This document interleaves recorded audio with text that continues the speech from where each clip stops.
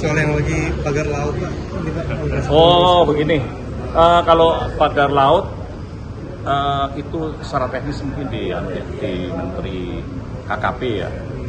Ya kalau saya sendiri mantan Menteri ATR BPN, saya kira sudah bukan kapasitas saya secara teknis untuk menyampaikan. Kita hargai saja yang saat ini dilaksanakan oleh Kementerian ATR BPN untuk mengidentifikasi permasalahan yang ada. Tapi perlu saya sampaikan bahwa pelayanan masyarakat khususnya adalah memberikan pelayanan untuk hak atas tanah. Sertifikat kan dilaksanakan di seluruh Indonesia.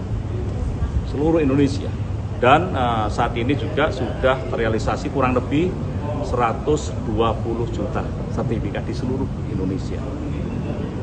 Dan sertifikat ini pun didelegasikan untuk penerbitannya, ya, pengakuan haknya itu kepada Kakantah. Itu sesuai dengan skala tanggung jawabnya Kakantah, Kanwil, sampai dengan pusat. Jadi pelayanan ini pun saya kira hampir seluruh Indonesia dan dirasakan oleh seluruh masyarakat Indonesia. Namun yang paling penting adalah dalam pelayanan untuk bisa memberikan hak atas tanah kepada seluruh masyarakat, yang pertama itu harus dilihat prosesnya mulai dari alasannya, baik itu letter C, letter D, kiri. Setelah itu baru masuk proses berikutnya, yaitu pengukuran. Ya.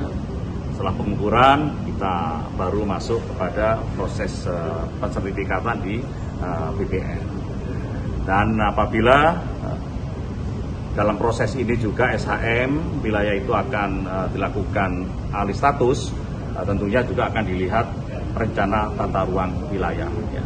Tata ruang wilayah melihat kalau memang sudah memenuhi tata ruang wilayah untuk alih status, baru kita juga akan melengkapi dengan KKPR.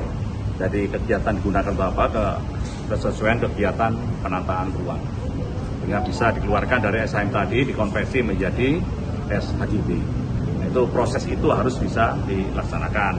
Nah, termasuk juga yang saat ini rame adalah di 266 sertifikat SHM di wilayah Desa Kohot, ya, Kecamatan Pakuaji, Kabupaten Tangerang, ya, Provinsi Banten. Ini juga harus dilakukan seperti itu, dan Kementerian ATR BPN juga terus mengidentifikasi apakah proses itu benar-benar sesuai. Kalau sesuai, saya kira ya itu sudah sesuai dengan kaidah hukum. Kalau tidak sesuai, masih ada cacat hukum, itu bisa juga dilakukan pembatalan sesuai dengan PP 18. Nah, saya kira ini Kementerian ATR BPN sangat bijak untuk melaksanakan itu. Dan ingat bahwa seluruh pelayanan masyarakat ini, ya, baik SHM, SHGB, itu kita bisa melihat di aplikasi Sentuh Tanahku, ya, maupun di Bumi ATR. Kita lihat kapan didaftarkan dan kapan sertifikat itu dikeluarkan. Ya. Jadi pelayanan sampai hari ini pun terus dilakukan. Ya. Kalau ingin melihat wartawan pelayanannya ini mulai kapan dan sampai kapan, itu bisa dilihat itu semua ini. Ya, saya kira kalau mau buka Sentuh Tanahku silakan, ya. Ini mulai kapan silakan. Kalau mungkin tanya lagi itu dimulai kapan, bisa dilihat. Mungkin mulai tahun 2021 sampai kapan itu bisa dilihat. Karena terbuka, nggak mungkin bisa disembunyikan. Masyarakat bisa melihat semuanya. Tapi ya, apa? Bapak mengetahui nggak Pak, maksudnya SHM, SHGB itu seperti apa sih Pak? Begini, saya sampaikan bahwa untuk pelayanan sertifikat ini kan sangat luas, ya, seluruh Indonesia. Sekali lagi, delegasi diserahkan kepada Kakantah, ya. Namun agar ada mitigasi jika di lapangan terjadi permasalahan, Menteri ATR pada waktu itu tahun 2022 itu memberikan surat edaran SE nomor 12 tahun 2022 yang diserahkan kepada seluruh Kantah, Kanwil, yang isinya apabila terjadi anomali wilayah itu segera diidentifikasi kemudian diinventarisir dan dilaporkan ke pusat untuk melakukan koreksi.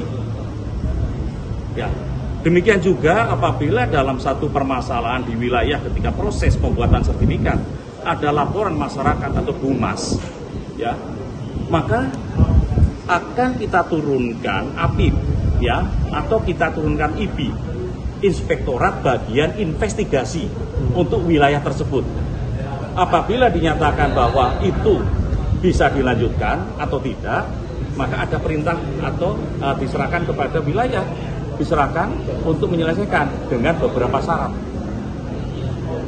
Sehingga proses pembuatan sertifikat itu tidak mudah, melalui beberapa tahap, termasuk apabila ada pengaduan masyarakat, sekali lagi akan kita turunkan inspektorat.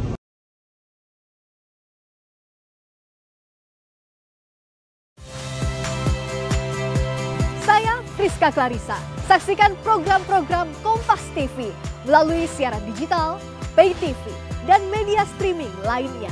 Kompas TV, independen, terpercaya.